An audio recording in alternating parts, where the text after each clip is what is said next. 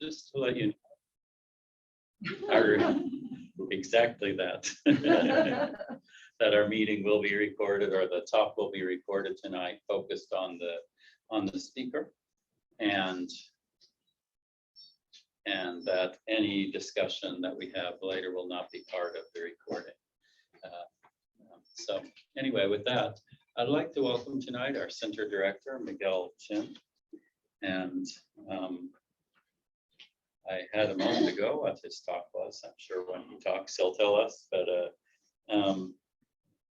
it says that Miguel will talk about being good enough and recognizing that voice in your head that says otherwise. So welcome tonight, Miguel.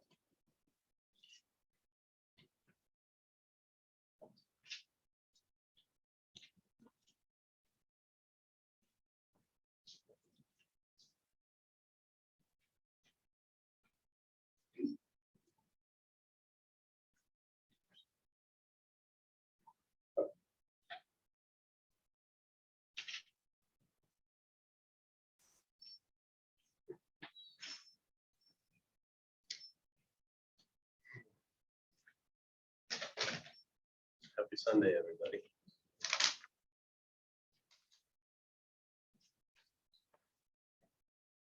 So,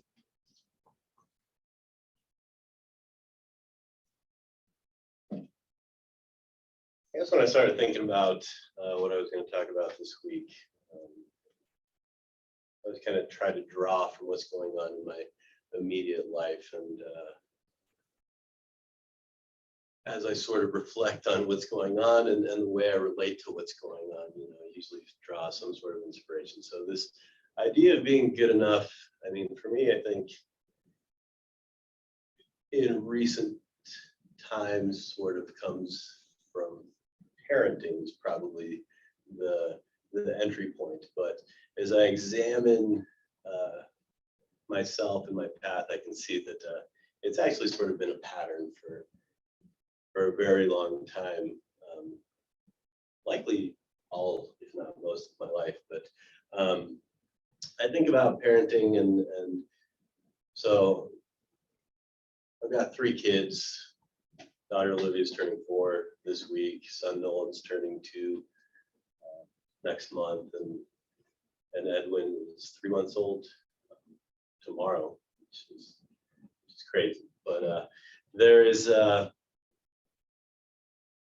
as a parent, this tremendous fear of, am I fucking these kids up? Like, and you just, I sit around and I think about, my own path and my own parents and all the things that they did right, and then all the things that I did wrong anyway. And so there is this this element of like, oh my God, I could try and do every single thing right, and my kids might still, I don't know, listen to Garth Brooks or whatever.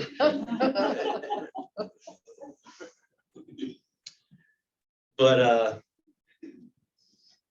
it is helpful for me to remind myself once in a while in this parenting world, that the perfect parent probably does not exist. And that to some degree, no matter how many books have been written about parenting, no one has written the book on parenting that anybody could pick up.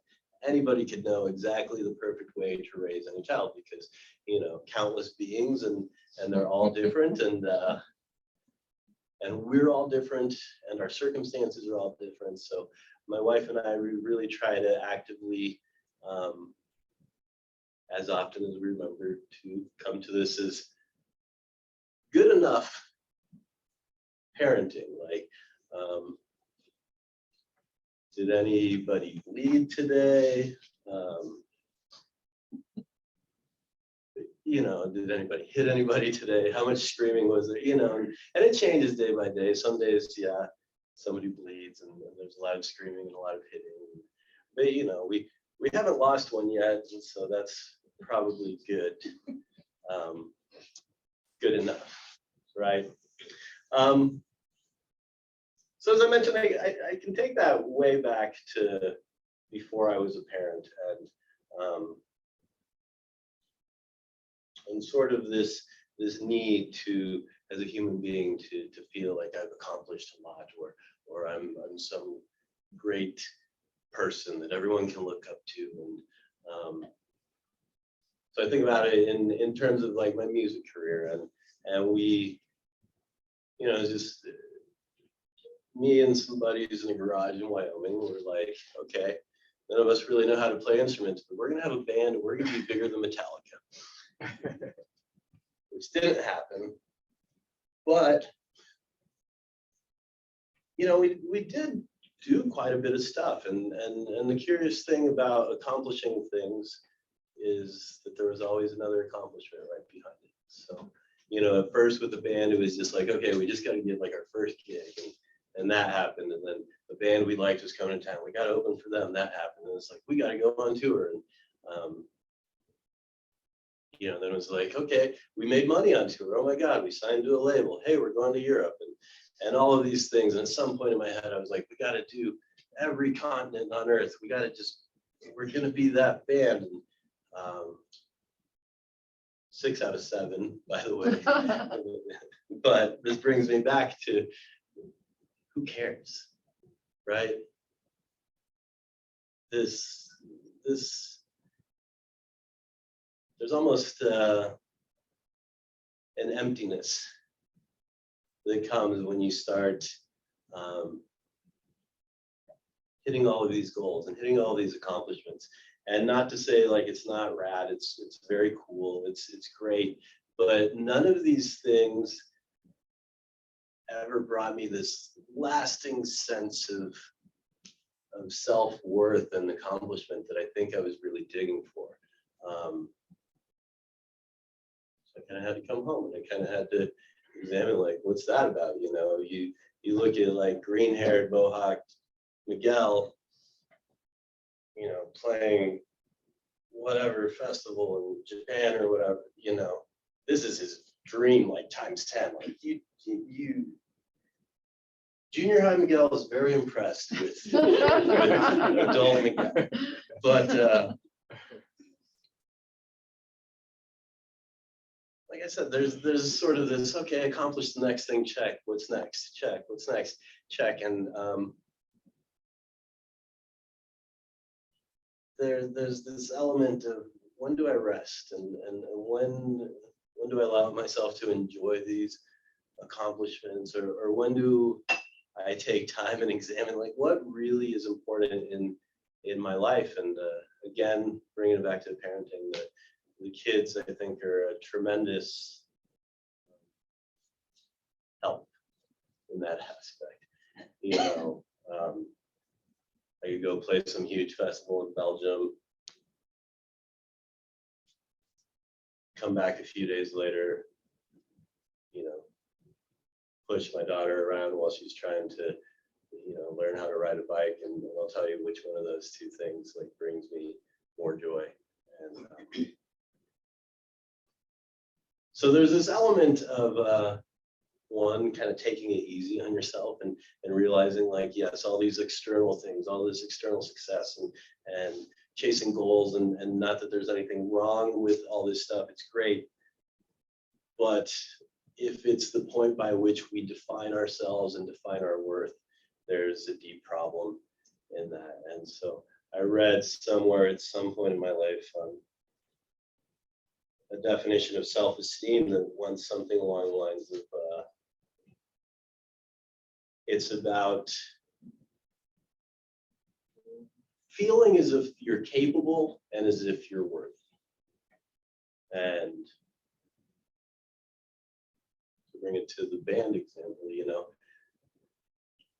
teenagers, we were like, we are definitely capable of being bigger than Metallica, for sure. We, you know, you just work hard and you'll get there.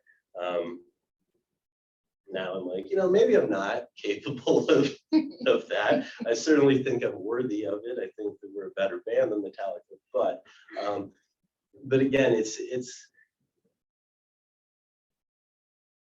sort of an illusion, and this idea of basing our worth on these external things is sort of it's slippery, right? And so for me,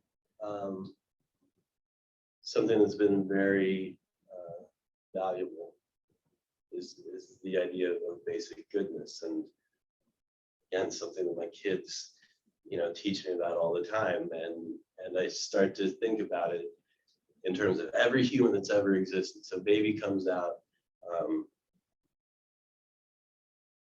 screaming, crying, gets held, and is just such a pure, good thing. They've never hurt anyone. They've never, I mean, maybe the mom, but they've never intentionally caused any, it's just this pure being, and it's good. And all of the events and all of the influences, that shape this baby's lives, like, of course, they're probably going to cause harm in some ways. All of us. All of us at some point in our lifetimes will find ourselves being victims, and we'll find ourselves being the victimizer, the bullier, and so it's just sort of part of this human journey. At times we're the good guy, at times we're the bad guy, and it's okay. But when you're born, completely clean slate. And that's true for me, and that's true for you, and that's true for literally every single person that's ever existed. And I think from a Buddhist perspective, that, or even that before the baby was born, is always in us, and it's never left us. We never stray so far from our true self that we can't return to it. And corresponded for a little with this guy Jarvis Masters, who wrote a book called Finding Freedom, and his deal is when he was a young adult, he murdered somebody, and currently serving life sentence. He's never going to get out of prison. And his whole path has been about coming to terms with having caused such a great harm and so much suffering, but learning to heal and to love himself anyway. And it's such an inspiration to me. Like, okay, I screamed at the kid the other day because he slapped me in the face, and I felt like the worst human being in the world. It's just awful, right? I'm like, well, there's Jarvis, and he I think has a lot more reason to doubt his basic goodness than I do. Yet he is a person who's very deeply connected to his own basic goodness. And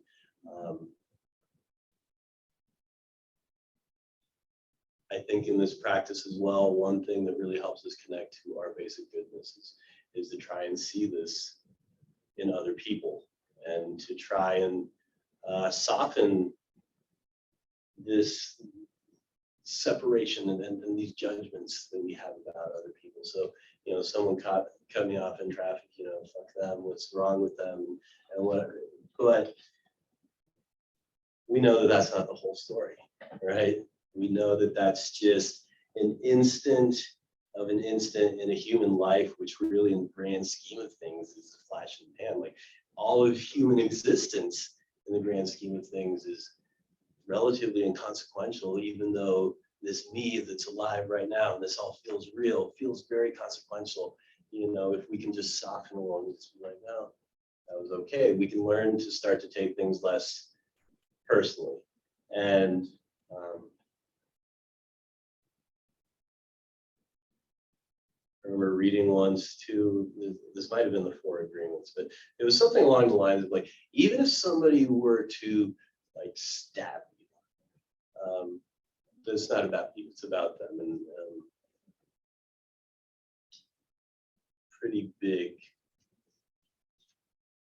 concept to try and wrap your head around, but does come with a certain amount of freedom, in the sense that other people's actions, other people's thoughts and opinions don't necessarily have to hold any weight in your own self-worth. And furthermore, if we start to dig a little deeper, and if we practice mindfulness and meditation enough, we kind of start to see that we don't necessarily have to take our own thoughts, feelings, or opinions quite so personally. Because we can start to see that in the span of a single day, you might have a million different thoughts, which all go against each other, and none of it is quite cohesive. And this little bit of separation that we can create gives you some space, like, that's just a thought, that's not me. That's just a feeling, that's not necessarily me. And we start to see that these things aren't necessarily reliable. That when we practice a little bit of silence, we have a chance to sort of see the truth a little bit more without our tainted perceptions about what we think is true or is not true. And I found more often than not, in my moments of silence, of true, actual silence, that I know I'm good. And that I know that people are good. And I know that it's a great blessing to have a human life. And just by merit of being born a human being, I have a value and a worth that makes me beyond good enough.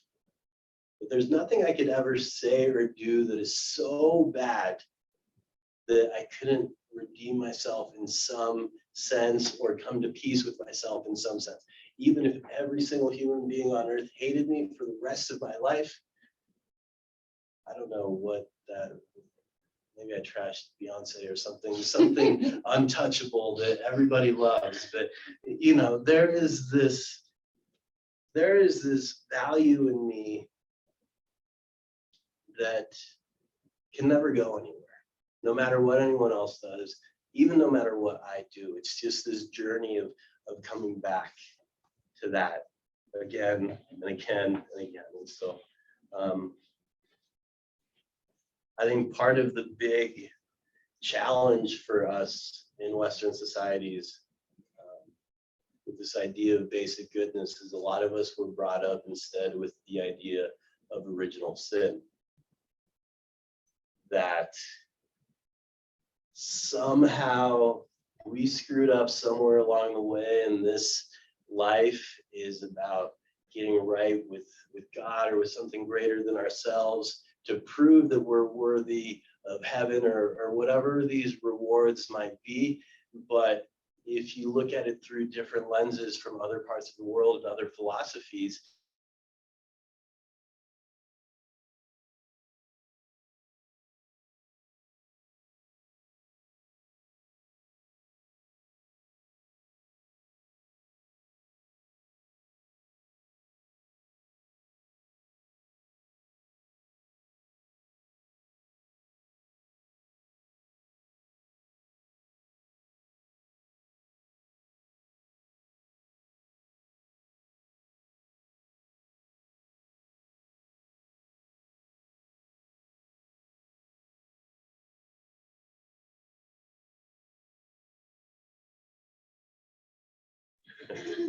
I still think you're basically good, Paul. But when I find myself too caught up in this game of like, am I a big enough rock star or a good enough parent or whatever crazy thing I think I need to be other than what I actually am,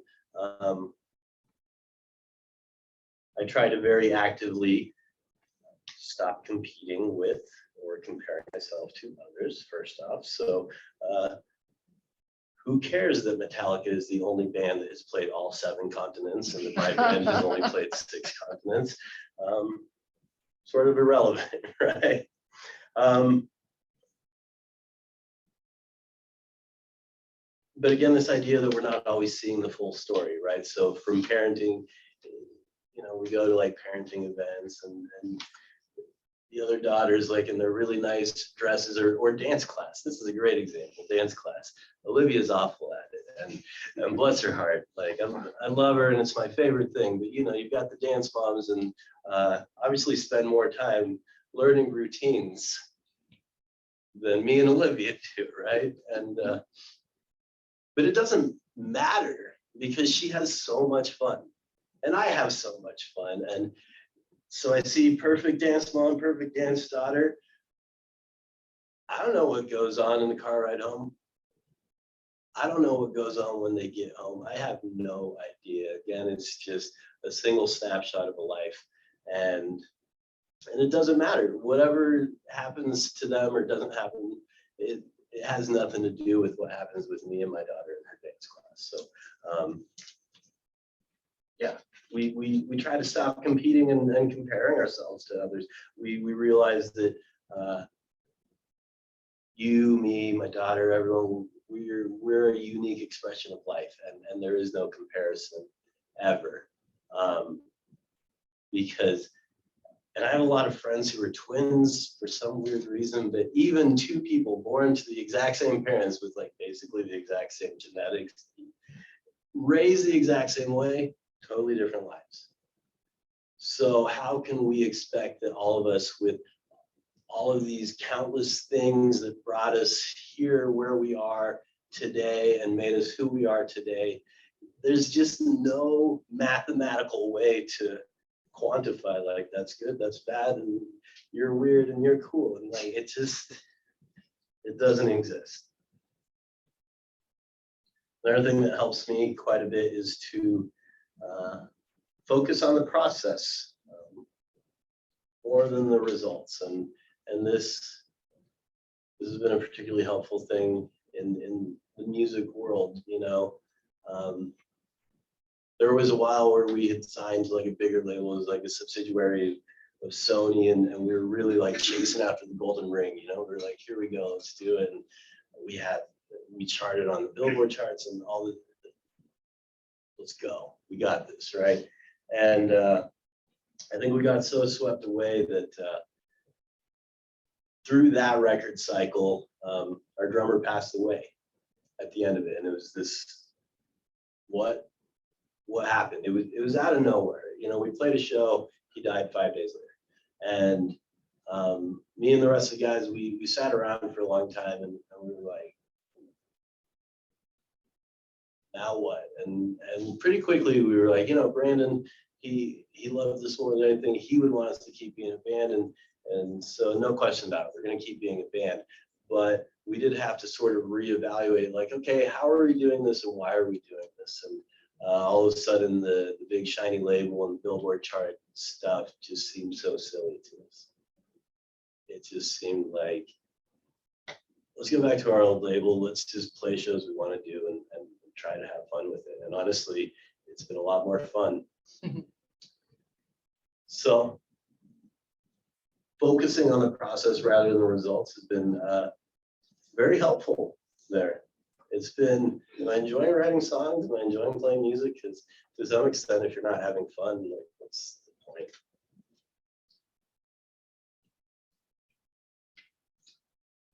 And then a couple other things. Practicing small acts of kindness, I think, is incredibly useful for connecting to basic goodness, both in yourself and both in others. So again, there's this like trying to quantify things and think about like, okay, if we sell 1 million billion records and make 1 million billion people's lives better, and just, you know, isn't that great? Haven't we done something great with our lives? But I can also think of times when, like, as a teacher, I've had like one class with one person, like a one-on-one session, and left knowing that their life or their day or just their afternoon is going to be a lot better because of that time together. And so is it better that a song I wrote got played a bunch of times and made people happy, or is it better that I had a real connection with one person and helped them? Is good measurable? I'm not so sure. So I think that realizing that really small things can create waves of positivity that'll go on and exist after you passed away is a really powerful thing, putting someone ahead of you in line, again, it's just a snapshot of their life and their day. You don't know how that might change things, or how they might go and do something a little bit nice as a result of that. And so just thinking that I can do teeny tiny things whenever I think about it, and it can cause waves of goodness far greater than myself, is a really useful tool. And the last little tool that I try to use when thinking about being good enough and basic goodness is to not think. I try to take time every single day to very actively not think, and whether that's in my meditation practice or my yoga practice, or I'm just going to go on a walk. I find that I, one, need this balance of not thinking and thinking, but two, that whenever I'm feeling bad about myself, or like I'm not good enough, or whatever it is, I can sit and try to think and logic my way through the problem, and it doesn't often work, but sometimes if I just shut up and let there be some quiet, then this feeling of okayness comes up naturally. And so as often as I can, I try to not think. I would highly recommend everybody spend less time thinking, and that's gonna be my presidential campaign. Think less, but and we're not talking about not thinking in the like, let's just flip through our phones or watch TV or whatever it might be. Let's not distract ourselves, but let's just unplug and give yourself just a teeny moment of silence every day. And I think that when you do that, you're gonna realize that your inherent worth is pretty great, and that you're capable of a lot more than you might think you are. That you can swing for the fences and try to do these really big, dreamy things, but that whether or not you actually accomplish them or accomplish them the way you think you were going to, isn't as important as you think it is, because you are basically good. So is everybody else. I think that's what I've got for you guys.